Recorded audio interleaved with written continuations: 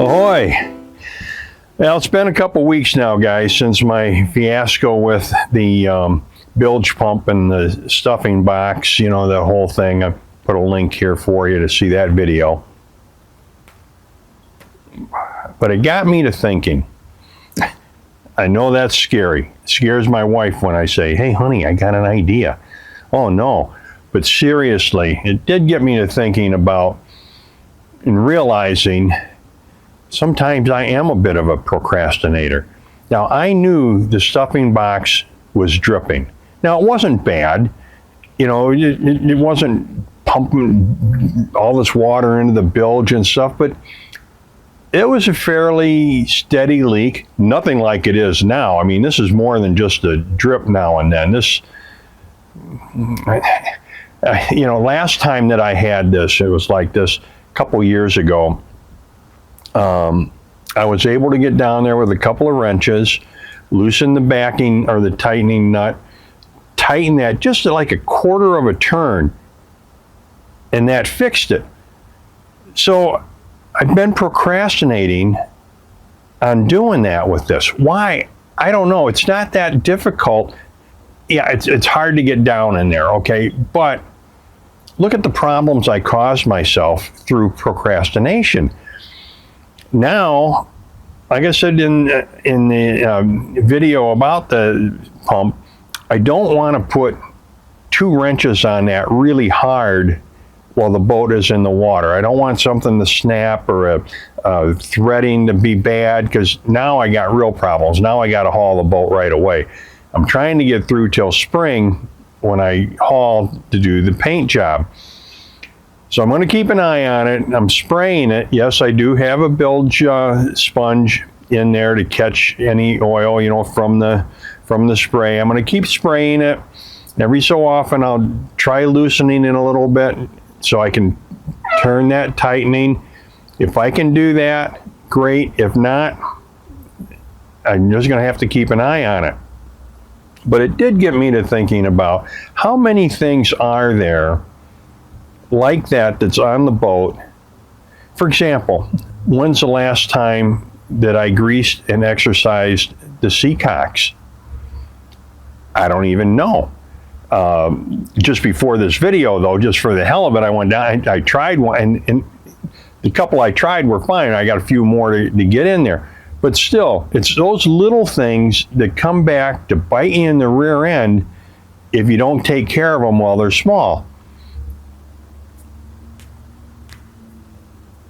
Another example, I've been thinking about cleaning up my freshwater hoses, you know, to the boat, because I've made some changes and stuff. And I mean, look at this. This is like spaghetti down there.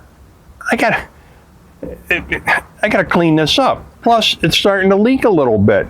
It's time to check all the hoses and all the fittings on that while the water's still on at the marina, so I have good water pressure on it. And I don't want to be like my buddy Sal, who's a great guy, but his philosophy on the boat was, hey, I'll fix it when it breaks.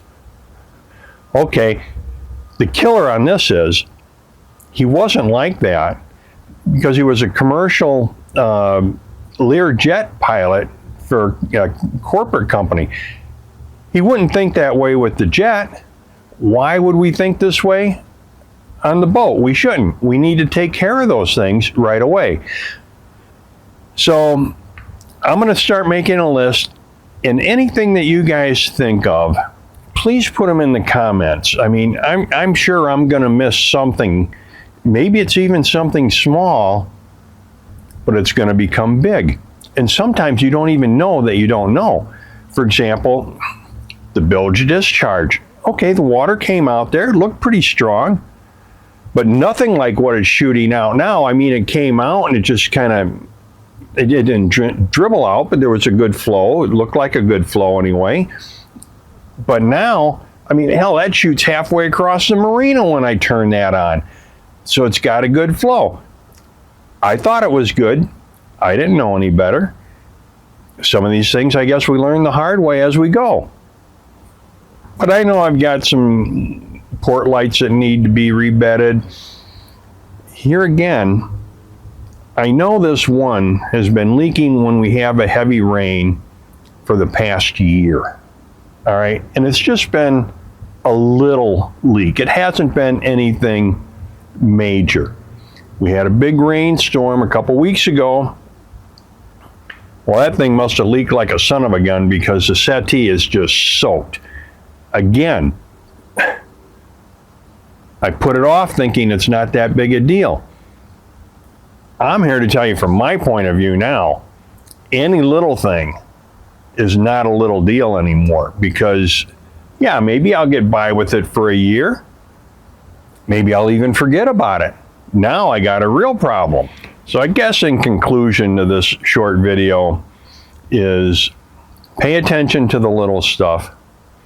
And I'm going to make a list because I know if I don't make a list and put a budget together, this isn't going to happen and it's not going to happen right.